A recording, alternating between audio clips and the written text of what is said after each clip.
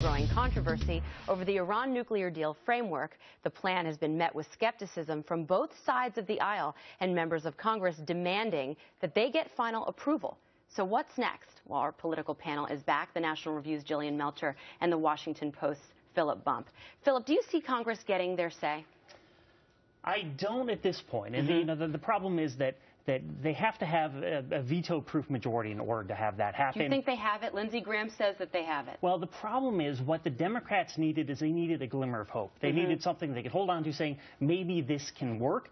And I think what Obama gave them yesterday does that enough for enough people that they're probably not going to get there. What do you think, Jillian? I mean, members of Congress said, look, you're talking to the UN, you're giving them their say. We should have our say, too. Sure, and I agree with that. I think this is something that's very significant for our foreign policy. It's going to have huge repercussions in the Middle East. It should be conducted in a way that has congressional approval and has some measure of transparency to it. I think this has been very much about shoring up the Obama administration's legacy with a supposed diplomatic achievement, regardless of what it actually accomplishes. Yeah, I mean, if you look back, Philip, I mean, the things that President Obama said he was looking for in this deal, they were pretty big ticket items. I mean, 19,000 centrifuges, he wanted them dismantled. He wanted the nuclear facilities closed. He wanted the infrastructure to not remain intact. None of those things have happened. So do you think this is a good deal or a bad deal? Well, I mean, there's no deal yet. I think it's important to remember.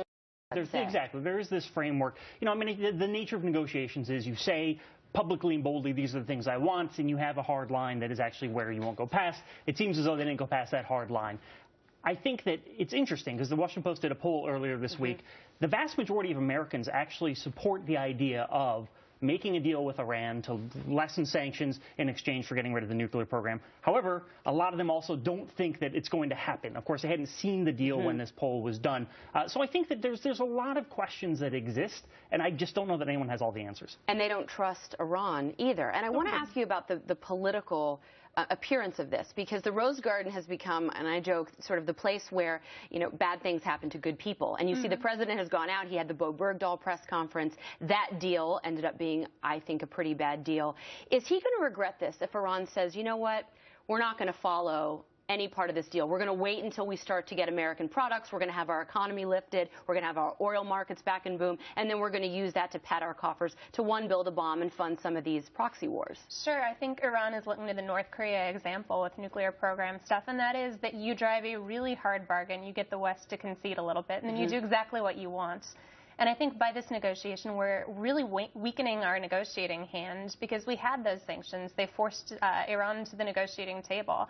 And by pulling back on those just at this critical moment, I don't really see what leverage we're going to have to hold Iran to their deal. But the sanctions aren't lifted until the inspectors go in and check and see that these things have been met. I understand there are questions about the extent to which the inspectors can do that, but it's not as though as soon as they sign this thing on June 30th, the sanctions come off. But there's no snap inspections either, so they can't just go in and inspect. So we have to, one, assume that they're going to be credible inspections and they're going to work, but also that they're not going to say, hey, we're coming in on Tuesday, so get ready to put everything away. I mean, I guess I just want to pose the question, too. I mean, could we have gotten a better deal? I mean, what was the alternative?